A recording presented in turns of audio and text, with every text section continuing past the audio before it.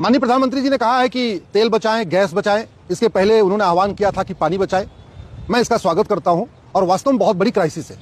तेल और गैस तो हमें बाहर से लेना है, पानी जो हमारे पास है वो भी खत्म होता चला जा रहा है। 50 जिलों में पानी खत्म हो चुका है। 200 जिलों में जो पीने लायक पानी है, जो ग्राउंड वाटर है, वो 200 फीट नीचे चला गया।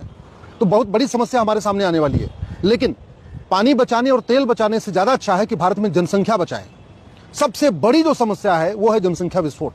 जमीन हमारे पास मात्र दुनिया की 2% है और जनसंख्या हमारी दुनिया की 20% हो चुकी है।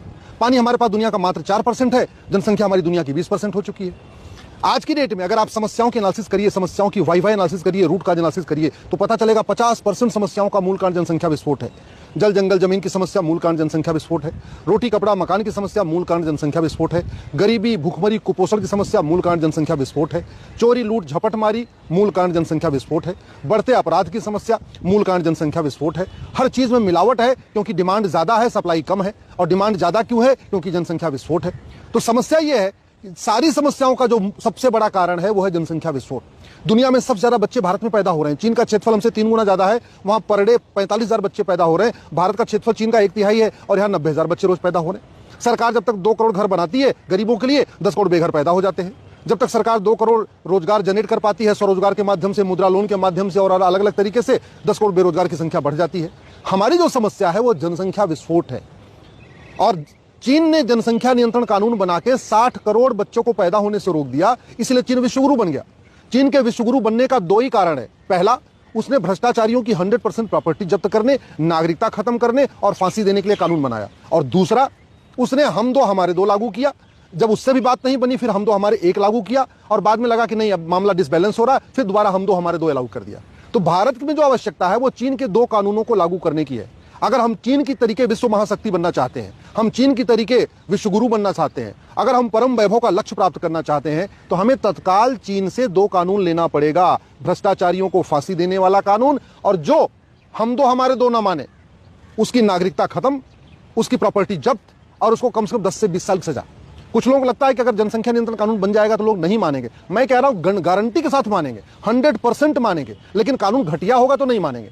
जनसंख्या नियंत्रण कानून तभी सफल होगा जब इसमें हम दो हमारे दो न मानने वालों की 100% प्रॉपर्टी जब्त करने, उनकी सिटीजनशिप खत्म करने और कम से कम उनको 10 से 20 साल की सजा देने का प्रावधान होगा। 100% सब मानेंगे। और अगर अभी भी हमने इसको बना दिया तो आने वाले समय में तेल की समस्या भी नहीं आएगी, गैस की समस्या भी नहीं आएगी, पानी की समस्या भी नहीं आएगी। जो जंगल कटते जा रहे हैं, जंगल भी हमारे बच जाएंगे। अभी तो आने वाले टाइम में पोल्यूशन बहुत तेजी से बढ़ने वाला है। भारत में 10 तरीके का पोल्यूशन है। Air pollution, water pollution, noise pollution, land pollution, plastic pollution, thermal pollution, electromagnetic pollution, visual pollution. ये 10 तरीके के पोल्यूशन से साल में 10 लाख लोगों की अकाल मौत हो रही है। और ये जो 10 लाख लोगों की अकाल मौत हो रही है पोल्यूशन के कारण, उसका मूल कारण है जनसंख्या विस्फोट। साल में 2 लाख लोग रोड एक्सीडेंट में मर रहे हैं और रोड एक्सीडेंट का मूल कारण है सड़क पे भीड़ बढ़ती जा रही है। 2 लेन की सड़क बनती है, 4 लेन का ट्रैफिक आ जाता है।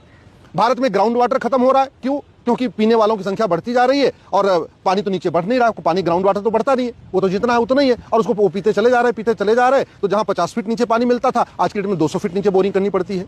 भारत में मिलावटखोरी बढ़ गई है। हालत यह है कि दवा और दारू तो छोड़िए, तेल, मसाला, घी, दूध, दही, मक्खन, सब कुछ मिलावटी है। चावल मिलावटी है, दाल मिलावटी है, आटा मिलावटी है, सब्जी मिलावटी है, फल मिलावटी है, जूस, सब कुछ नकली मिल रहा है। क्यों? क्योंकि खाने वालों की संख्या बढ़ रही है। जमीन तो नहीं बढ़ रही है, बगीचे तो नहीं बढ़ रहे, पेड़ नहीं बढ़ रहे, सब्जियां नहीं बढ़ रही हैं। तो हो क्या रहा है?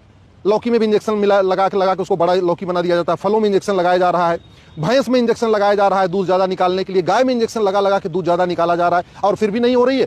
इस जनसंख्या विस्फोट का मूल के कारण भारत में 80% दूध नकली है, 80% पनीर मिलावटी है, 80% घी मिलावटी है, कुछ भी शुद्ध नहीं मिल रहा है। और परिणाम क्या हो रहा है? जब लोगों को शुद्ध हवा नहीं मिलेगी, शुद्ध पानी नहीं मिलेगा, शुद्ध फल नहीं मिलेगा, शुद्ध भोजन नहीं मिलेगा, तो बीमारियां बढ़ेंगी। और बीमारी बहुत तेजी के साथ बढ़ रही है। ये जो कैंसर बढ़ रहा है, ये जो डायबिटीज बढ़ रही है, ये जो कोलेस्ट्रॉल बढ़ रहा है, ये मोटापा बढ़ रहा है, ये फैटी लीवर बढ़ रहा है, ये डिप्रेशन बढ़ रहा है, एंजाइटी बढ़ रही है, जो दुनिया भर की समस्याएं बढ़ रही हैं, इसका बड़ा कारण है पोल्यूशन। और पोल्यूशन का मूल कारण है जनसंख्या विस्फोट। तो अगर देश को बचाना है, हमें आगे तरक्की करना है, भारत को विश्वगुरु बनना है, भारत को विश्व महाशक्ति बनना है, परम वैभव का लक्ष्य प्राप्त करना है, तो सरकार को तत्काल चीन जैसा कठोर जनसंख्या नियंत्रण कानून बनाना चाहिए और चीन जैसा कठोर भ्रष्टाचार नियंत्रण कानून बनाना चाहिए। ये अगर हमने नहीं किया तो न पानी बचेगा, न हवा बचेगी, न अपराध कम होगा, न भ्रष्टाचार कम होगा, न मिलावटखोरी कम होगी, कुछ भी कम नहीं होगा अगर हमने जनसंख्या और भ्रष्टाचार के खिलाफ कठोर कानून नहीं बनाया।